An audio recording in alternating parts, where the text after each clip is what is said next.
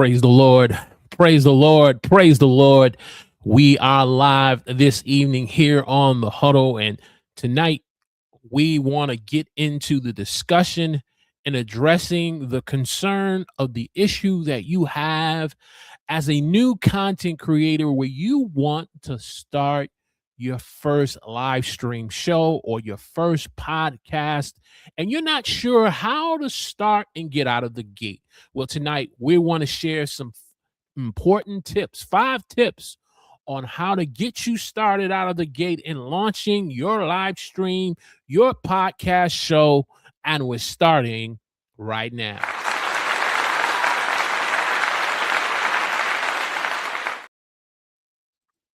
Praise the Lord, everyone. Welcome to The Huddle. I'm your host, Walter Strong, where it's our goal to help working class content creators like yourself to grow your channel, get more views, and make money online. And as we said tonight, we're going to get into 5 important tips on helping you how to launch your live stream or podcast show for the first time. And so if you're new here tonight, let me know in the chat where you're watching me from. Give me a hashtag Team Live in the chat. And if you're watching the replay of this episode, give me a hashtag Team Replay in the comments section. So without further ado, let's get into the content on helping you how to launch your live stream show or podcast that you want to be able to have on YouTube as part of your YouTube channel. As you look at the landscape of content creation in the platform of YouTube, we see a lot of content creators doing live streaming. Live streaming as a form of sharing their content and building community and being able to try to connect with an audience and sharing the content that they have that is part of their value proposition, sharing that as a part of the goal of their channel so that they can build and make a deeper connection with an audience through live stream versus doing it the traditional way of recording and editing and uploading and publishing videos and on YouTube or doing pre-recorded video episodes. And so live streaming is now kind of become something that is a part of the everyday norm that you see people doing. It can be live streaming through a live stream show. It can be in terms of live streaming, in terms of bringing on guests. It could be kind of a live stream in terms of you bringing a group of individuals to come on. Live streaming takes different ways and formats in terms of how it's presented to said audience. And the same could be for podcasting, whether if it's a one-on-one episode, if it's a 2 individuals on a podcast episode. I believe it's important, if you're going to do one of the other, you want to be able to have a good, solid understanding and foundation of how you're going to launch your live stream or your podcast show. And so that's what we're going to talk about tonight. And so first tip, whether if it's a live stream or a podcast, let me make sure I get my notes here, is you got to deal with the first tip of before you go live, before you press record for the episode of your podcast. You got to start before, not just spontaneously and just go and get in front of a camera and press and go live, or get in front of a microphone and press recording to start speaking. You need to do some steps before you launch said episode or live stream. And the first part of what you need to do in that process, the before process, is do some research on the topic that you want to discuss. Do some research on the topic that you want to discuss. Why do you want to start with said first episode of this topic? Is this topic going to be a topic that's going to be introducing who you are as a content creator and getting your audience familiar about your YouTube channel or your podcast show?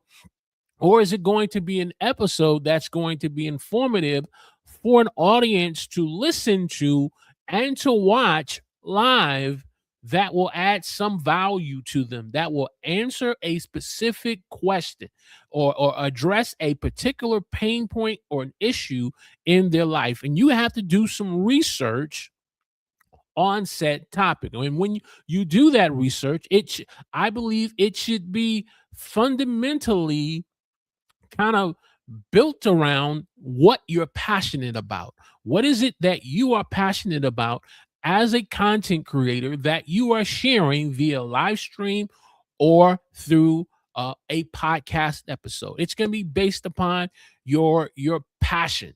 Whether if that passion is about, relationships and helping, improving and building the quality of relationship, whether if it's built upon helping to improve your finances and your money to be able to improve the quality of your finances so that you can save more, you can invest more, get out of debt. You need to do your research on what your episode or your live stream is going to be about. If it's going to be about health and improving the quality of your health and helping others to improve the quality of your health, what type of research are you going to do before you go live, before you press record and get in front of the microphone and begin to speak? Unfortunately, too many times, out of our zeal and out of our lack of understanding, we want to get in front of a microphone and begin to speak and share based upon a lot of information that we've gotten from others, but we haven't really digested that information and made it a part of us, where it can transform and change our lives. And then not only with the information, the experience can be accompanied with it. We end up getting in front of a camera and going live for the purpose because we want something out of it at the expense of others, and not understanding that when you go live on a live stream, whether if you have an audience of 2 or whether if you have an audience of 2,000, you've put in set amount of research on a topic that is important to your audience, and not just the audience that is listening to you live in a live stream, but the audience that's going to listen to your content on the replay. So doing your research on your topic and the content ideas that you want to share, and not just on one episode, but the following episodes that will link together with the previous episodes through podcast, or the live streams that will be like almost of like a series of what's going to follow your content that you end up going live. And what's the beauty about this is, whether if it's live streaming or podcasting, as a platform, YouTube gives us the ability to be able to go live and to have our live streams under a live stream tab, or to be able to have it under our podcast tab. And so we have the ability to have our podcast and our live streams, whether if the podcast is just audio by itself, or if it's a video podcast with audio and video, because viewers have the option of consuming whether by audio or by video. Sometimes some viewers will just listen to the audio while the video is playing, but they're listening and consuming more of the audio. So it's important that you do your research. Do your research in terms of the title of your episodes or your live streams that you're doing, and how you want them to be compelling, how you want them to be concise, and most importantly, how you want them to be found in search. So if an individual or people are looking to address a particular pain point or issue in their life, can they be able to search and find your podcast episodes? Can they be able to find your live stream episodes that are now replay episodes that you've done after being live, can they find them because of your title being searchable? Or are you making titles that unfortunately uh, becomes a disconnect where viewers will just keep scrolling on their mobile device? They'll keep scrolling on their YouTube television and HD TV because your your titles unfortunately are not grabbing them. And not only your titles, but it even comes to your packaging of your thumbnails. Because I want you to think about this. When was the last time that when you were on Netflix or Amazon Prime or Hulu, the last time you were on there and you sort of had an idea of what you wanted to watch, but you also wanted to find out what was also on the platform of interest that you may entertain and consider watching, may consider in watching it from an education and informal aspect or from an entertainment standpoint. What ultimately got you to click on said video of content was the video packaging, the thumbnail, if you will, of the video that got you to say, yeah, I want to watch this.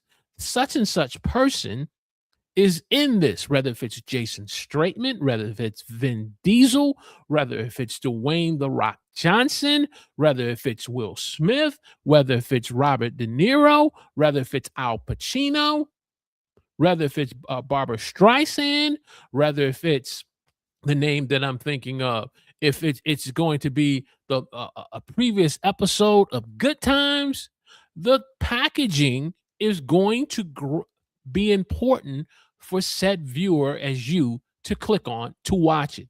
And you have to do your research on the topic, the titles, and the thumbnails of said episode that you are going to go live and put before your audience.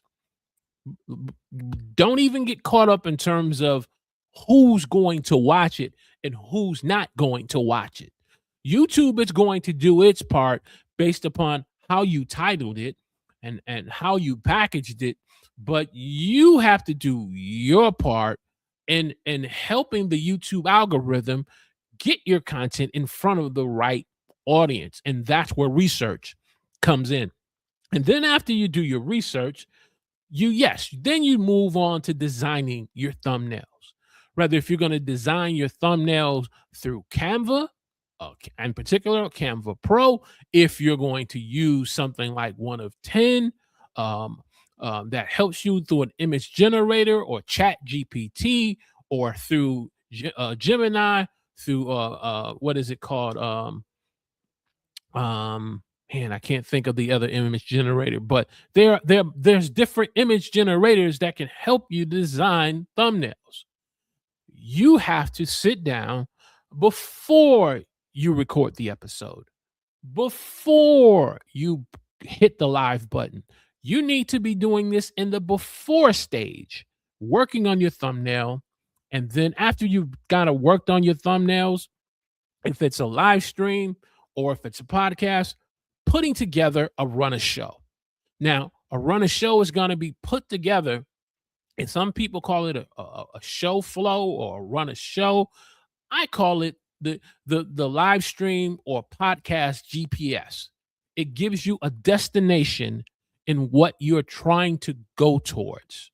And so you're going to have, with the run of show, in terms of your title, you're going to have your opening hook in terms of why this episode is important to set audience, and then you're going to then hit the go live button if it's a live stream, or you're going to press record and do your intro. Then after you do your intro, you do the greeting of your audience, and then after you've kind of greeted the audience, whether live or through the listeners that are listening on replay, you then get into your 3 to 5 bullet points. And then into those 3 to 5 bullet points, you make opportunity for engagement, whether if that engagement is live or acknowledging those who are listening on the replay. And then you get to your final conclusion, your call to action, and then after your call to action, you bring the episode to a close. You end the broadcast. For the most part, that's a runner show. Now, why is a running show important to put together? It's important because when you're first starting out and doing a live stream or a podcast, if you don't kind of script this thing out so that way there is a flow, then you're not going to have a lot of structure. And if you have a time schedule that you want said episode to be, whether if it's 15 minutes, 30 minutes, 45 minutes, or an hour, a runner show is going to help you to have structure, to stay on point, to hit the length of the episode.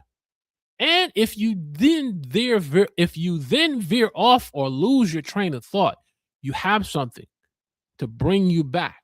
Isn't that what a GPS in a car does? When we miss a turn, we miss an exit, it begins to reroute us to get us back on point. Well, that's what why putting together a runner show. A runner show also is going to be important so that way if you have other people working with you who are producing and doing the production aspect of live streams or podcasts, they can follow along with you. And if they see you're veering off, they can help guide you back on point so that way you can complete the episode based upon the time allotment that you've done. Okay, so a runner show. Then after doing the runner show, you want to schedule said live stream. If we're dealing with live streams, you want to schedule them and set amount of time based upon and helping with getting notifications and promotions out that when you're going to be live, on what date and what time you're going to go live. Now, if you have more of an established audience and people can expect and you to be consistent on said date and time, and you schedule it 30 minutes to an hour before, then fine. But when you're first starting out and you're trying to establish and build something, you want to schedule enough time for people to make plans, if you will, to say, hey, said person is going to be live on this date, on this time. I can expect this podcast episode to drop on this date around this time. And so the scheduling of your live stream, the scheduling of your podcast is going to help with the success. And again, if it's a live stream, you don't get discouraged based upon who's watching and who's not. You did put enough time in so that way it's going to help the platform with the replay access. Okay. And so scheduling your live stream, you want to then focus on, let's talk about particular live streams. You want to focus on what type of format you're going to live stream. Are you going to be doing just horizontal videos by itself?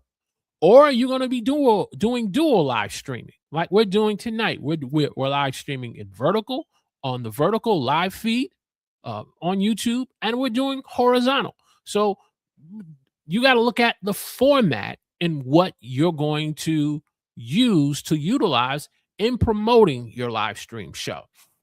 Along with the format of the live stream show, you want to look at in terms of are you going to be multi-streaming?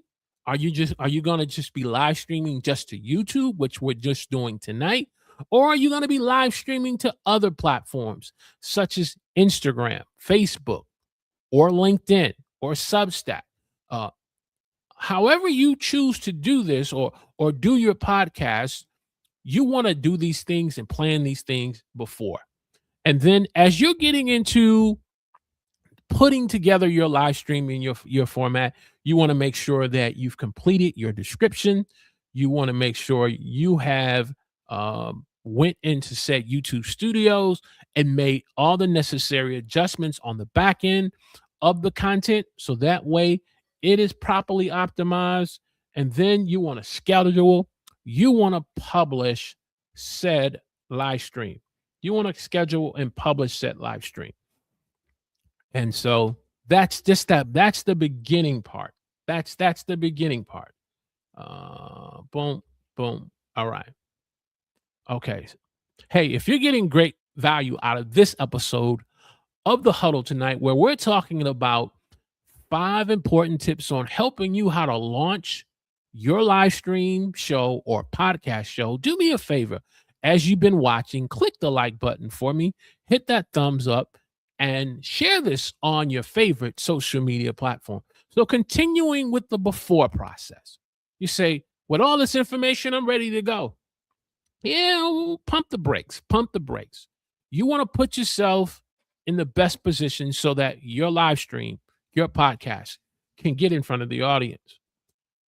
If you're bringing guests on, it's important, I believe, before you bring a guest on and you sit them in the guest seat and you hit the button to press record to start the episode or to go live, you want to do like a pre-discovery call. Find out about why you brought them on to be a guest, how you both have common interests and goals. Find out about said YouTube channel or other podcasts that they have. Who is their audience, and how can you add value, not just to your audience, but how can you add value to their audience? You want to talk to them about lighting.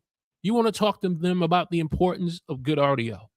You want to talk to them the importance about making sure that they wear headphones during the recording so you can reduce a lot of unnecessary noise and feedback.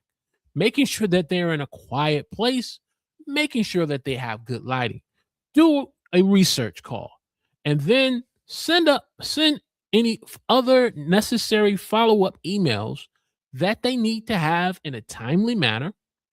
After you sent the necessary follow-up emails, you gather up your guest material that you need, that you're going to be using to share what said viewers, a short bio, a profile picture. Okay. And then you want to create what necessary, if we're live streaming, what necessary scenes you need to have created before you go live. Of course, with podcasting, unless it's video podcasting live, this is not necessary. You want to make sure that you finalize the run of show that we've talked about.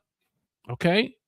Give your guest that you're bringing on or guests a copy of the run of show so that they can be mindful if the episode or the live stream is going to between 30 to 45 minutes, that when you ask questions to guests or set guests, they can answer and respond according to the run of show, that everyone is on point. And now, if you have a much longer show that you want to do, okay, then you adjust the run of show accordingly. But you want to make sure all parties are on the same page. And that's why finalizing is important. If you're going to use any music, make sure it's royalty free so that you don't have to worry about YouTube hitting you with some type of copyright claim of playing music that you don't have the rights to, whether through the introduction of the opening of the live stream or podcast, or music playing during the podcast or live stream. You want to use royalty free music. Now, YouTube has a place where you can kind of get music to be able to, that's royalty free. You have Epidemic Sound, you have Creator Mix by Nick and Diggy Niman. Whatever you choose one of those options or others that will help you to be able to have royalty free music so that you don't have to have the headache of going back and to re-edit something. Okay, there's nothing frustrating to have a great episode and then you didn't check in terms of the music. And I think it's important also, if you're going to use royalty free music and you're going to be doing a pairing where they can have the live stream simultaneously on their channel, you want to make sure it doesn't have an impact upon your guest channel where they don't get a copyright claim. in terms of the music playing. So you want to make sure you do your due diligence for royalty-free music. Okay. Promote said live stream or podcast. Okay. We've covered all of this in the first part before you go live. Okay. And then, come on. Let's go over here. Let's get this over here right quick. Boom, boom, boom. Okay. Let's talk about it's time to go live. It's time to go live. Now you've did all of this research. You did all of this research. You did all of these things to put it into play. Now it's time to go live. Just like we're live tonight. You're going to check your internet connection, your internet speed. In particular, you want to make sure that you're hardwired. So if you're using something like a StreamYard or a Restream or Ecamm, you want to make sure you're hardwired and you're not depending solely upon the Wi-Fi.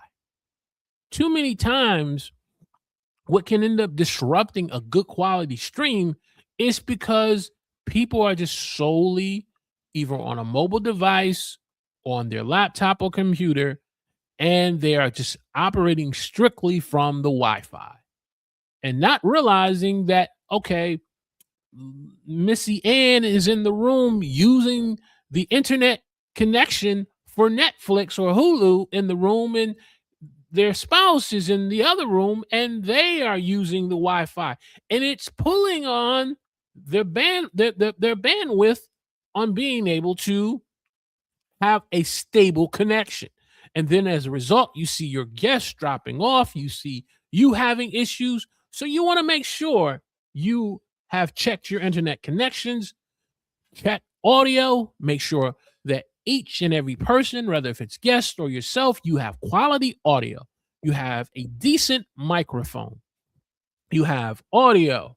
You have checked your camera settings. You've not only checked your camera settings, you've checked your lighting. Okay, you checked your stream settings. You got headphones. Okay, guess what?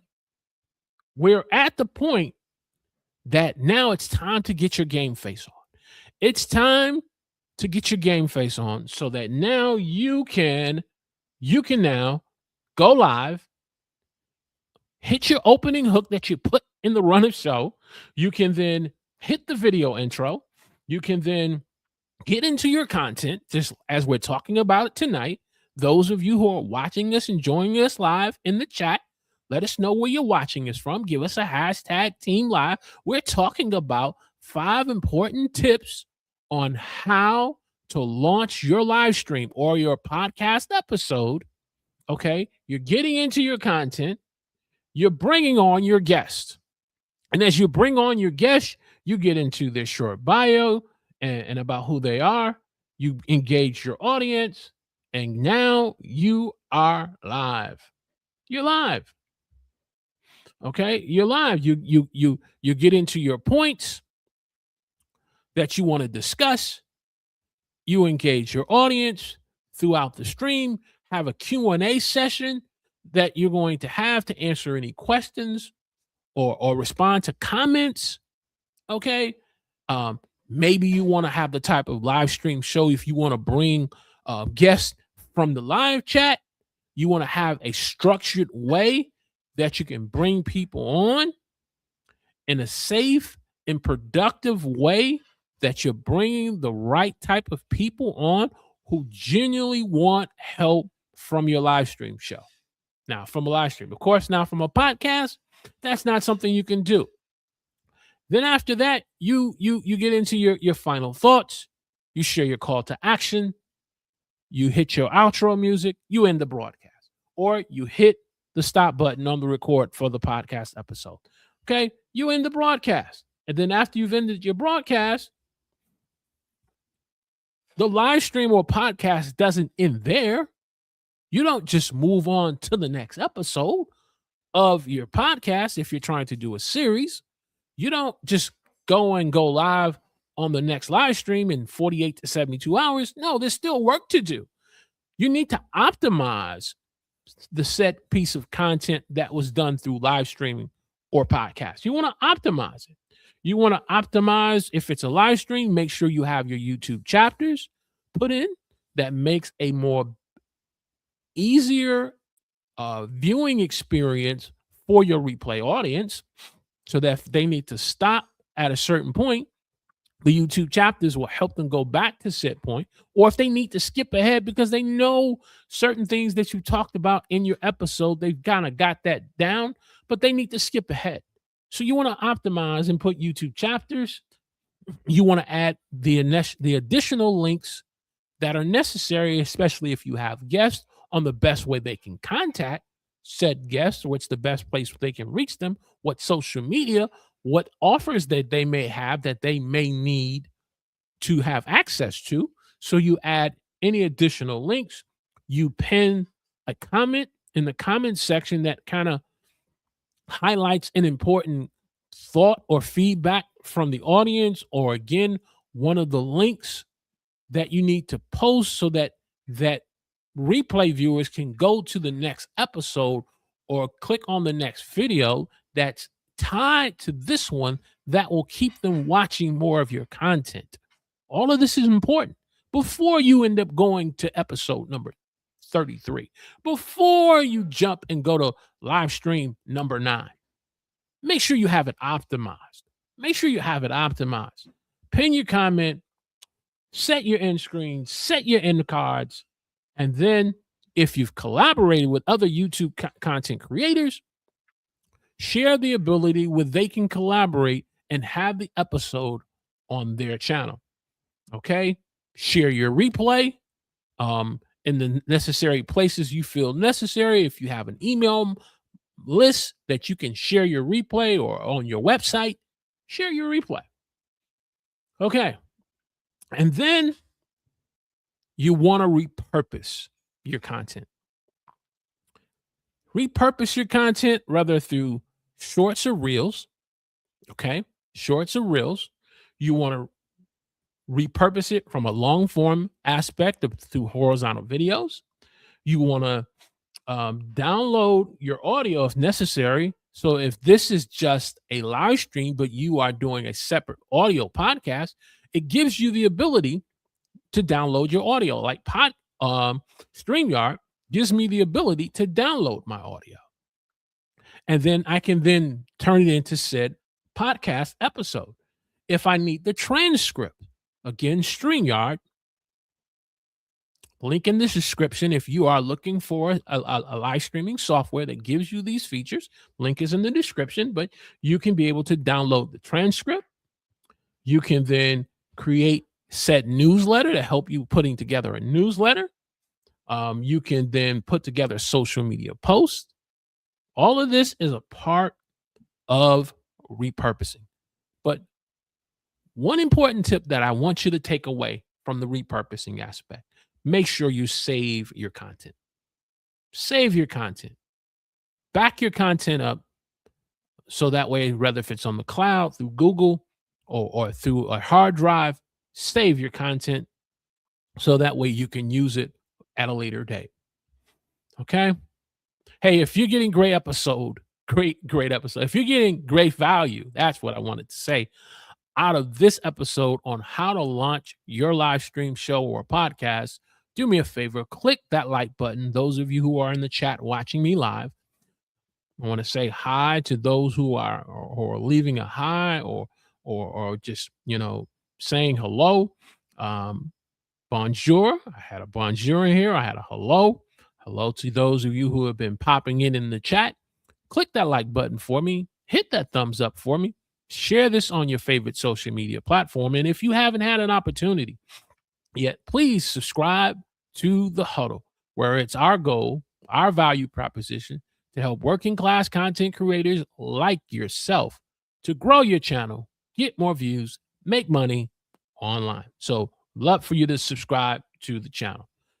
Let's get into some common mistakes when trying to start a live stream show. If you go on YouTube, you You see Stephen A. Smith has a live stream show. Draymond Green has a live stream show. These are a lot of people that I have on my YouTube homepage that I see. I see The Pivot with Ryan Clark and his crew. I see Matt Barnes and Steven Jackson with All the Smoke. I see other type of episode podcasts that are more entertainment, more maybe for family related purposes. You got Joe Rogan. Okay, you have Think Media from a YouTube standpoint, Roberto Black, all these different podcasts. So how are you going to compete? How are you going to stand out? Well, I think there's some common mistakes you need to be aware of when you're launching your live stream, when you are launching your podcast that you need to avoid. The first one is going live or pressing record without a plan. All goes back to what we talked about in the beginning, doing your research. If you don't have a plan, what you're basically doing is planning to fail. Say that again. If you don't do your research and if you don't put your homework in, if you don't plan this out and put a running show together, what you're doing is you're planning to fail, and you're planning so that your episodes, your live streams won't be successful in getting in front of the right audience. YouTube is a very crowded platform. Over 20 million videos and pieces of content are uploaded every day. So when you don't plan, what you're doing is you're planning to fail. So that's a big number one mistake. Number two mistake is ignoring your audio quality. Ignoring your audio quality. When you ignore your audio quality, especially from a video or podcast aspect, a lot of viewers and listeners can tolerate a lot of things if the lighting's kind of bad, if the video speed is slow. But when you start getting into poor quality audio, over a period of time, they will try to hang in, but after a while, they're going to drop off and they're going to leave. And so when you ignore your audio quality, you're making a big mistake and you're causing your episodes not to be viewed and listened to. And so it's important to have an external quality microphone. Do you have to buy the top of the line Shure M7 microphone and spend $400? No, there's some quality microphones like the ATR Audio Technica microphone I've had for over 6 years. I think this is my second one, but I've had at least two for 6 years. It gives me good quality audio. This is not sponsored by the Huddle, but it gives me quality audio. So don't use the external microphone of your laptop or your phone. Buy a lavalier if you're going to be doing a podcast through your phone. A lavalier microphone or an external microphone, USB plug-in. Don't ignore the quality of your audio. Wear headphones.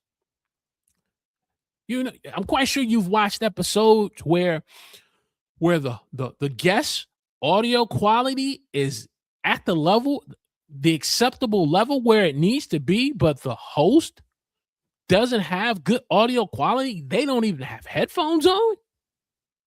And as a result, as a viewer, as a listener, you tap out and say, nah, this is just too much to endure. I gotta move on. This is really creating a poor experience for me as the listener. So making sure you have not ignoring audio quality. Another mistake is not engaging the audience. Now, I try to my best sometimes to pull up comments, but if I can't pull up the comments in this situation where I'm kind of going through a large portion of content that I want to get out and share and at a particular time allotment, I will acknowledge the comments as I see and shout them out. As people come in and out and say hello, like the person that says bonjour, bonjour, bonjour, bonjour. So engaging your audience, starting late. If you're a live streamer and you said you're going to be going live on Tuesday night, and you're going to be live at 8 p.m. and your audience is waiting and waiting and waiting, and you don't pop up to 9 o'clock, you do that enough, you're going to lose viewers. And I'm not just talking about the new person that's trying to do a live stream show. I'm not talking about the new person who's been on the platform for about 3 months. I'm talking about big established content creators. I'm not going to say no names. I'm not naming no names, but on more than one occasion I'll go to said content creator. He said he's going live at 7 p.m. and he don't pop up to 9 p.m. I'll be like, come on, bro. And then you want to live stream for 4 hours when you're 2 hours late? Big mistake. Big mistake. Don't make that mistake when you're starting out doing a live stream or a podcast show to your viewers. Respect your viewers' time. If you put the notification out, you're going live, and you want YouTube to push the notification. You've scheduled it. You've promoted through social media. Be respectful to your viewers' time. Which brings me to another point. Making the mistake of having a long intro. I don't even think I have this on here as one of the mistakes, but having a long intro. Again, if your viewers watching a live stream, we're not talking about podcasting, but if your viewers have took the time to show up on time, that you said you're going to be live at 7 p.m. and you got a long 5-minute intro, and they're sitting there watching you kind of make faces, or you having a conversation with your guest, and they can see this, and the clock is ticking. Come on, man. Come on. Make it make sense. Big mistake. So you don't need a long intro. If you have to have an intro, the argument is, well, I want to give YouTube, the algorithm, the opportunity to send the notifications that I'm live so people can come and let me, know that I'm live. No. What about the viewers who showed up? What about those that showed up and have been waiting? I'm going to move on. All right. So starting late, having no call to action. You share your content and you engage the audience, and you provide no call to action that gives your viewers or your listeners the next steps that they need to have a part of their viewer journey and experience that will help to improve the quality of their life. This is a common mistake. A lot of new content creators who are starting a live stream show, because they've been inspired, they've been motivated by watching others who are now doing podcasts, pre-recorded episodes on their YouTube channels or live streams, going live, and they're inspired to want to do it themselves. But you got to have a call to action. Rather, if that call to action is to simply ask them to like the video. But those of you who are watching me live, by you simply hitting the like button, what you're saying to YouTube is you feel that this is a great piece of content that you have listened to for a certain amount of time, that I said something that of great value to you, that you say, yeah, I like that. And you're telling YouTube that this is some good quality content, and they need to keep this stream pushed for new viewers to find. But when you don't provide that call to action, and you just have a live stream for 45 minutes to 2 hours, and you have 30, you're fortunate enough to have 30 viewers, but you only got 5 likes. That's a big mistake. And not providing a call to action. Okay, where am I at? Call to action. Ending the stream abruptly. Ending too soon. Ending your podcast episode too soon. That's a mistake you have to avoid. Um, then not reviewing your content after you've did everything, you've optimized, you repurpose. I think you should take the time to review your content. Go back and listen to it. Go back and watch it. The reason why I think that's important because athletes, the successful ones who want to not just be an athlete or a star of a sport, they want to be an all-star. They don't just want to be an all-star, they want to be a superstar. An all-star or a superstar of said sport studies film. They study film of themselves, of the game that they're trying to improve, and they study film of the opponents that they have to engage with, whether directly or indirectly. Whether if the opponent likes to go right with the ball or like they like to go left, whether they like to run this route, going right or going up the middle. They study film. And as content creators, we should be doing the same thing when it comes to improving the quality of our live streams and our podcast episodes. Now, I'm talking more about in terms of not just in terms of the amount of views you get versus the amount of views you don't get, the amount of subscribers you have versus how many subscribers someone else. I'm talking about you just going back and watching and listening to your own content so you can become better. You can develop skills. How can I work better on my opening hook? Let me go back and listen to the first few minutes of the opening of the live stream of said podcast. How can I keep viewers watching and engaging in the live stream longer? And people providing feedback and engagement on the replay of the podcast. Go back and listen to it. All of this is important for you to have a successful live stream or podcast episode. Hey, if you've gotten great value out of this episode, do me a favor.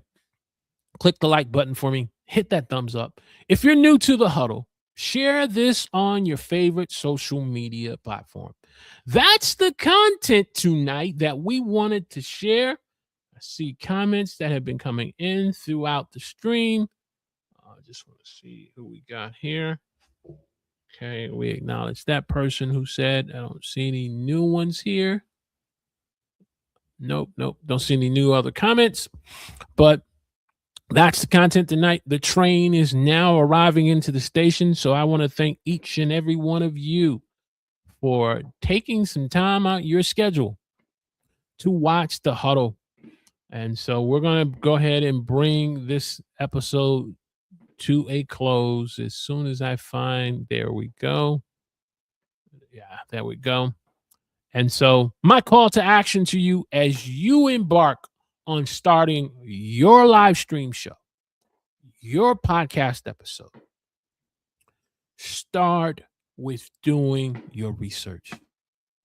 So that way you can be able to put together a great podcast, a great live stream that will truly add value, if not to 100 people, but just one person. And when you get that feedback from that one person that this was a great episode, you know you're on your way to putting together a show, whether with yourself, by yourself, or with guests, that's going to improve the quality of your viewers and your listeners' life. Hey, we will see you on Friday, 8 p.m. here on The Huddle. God bless.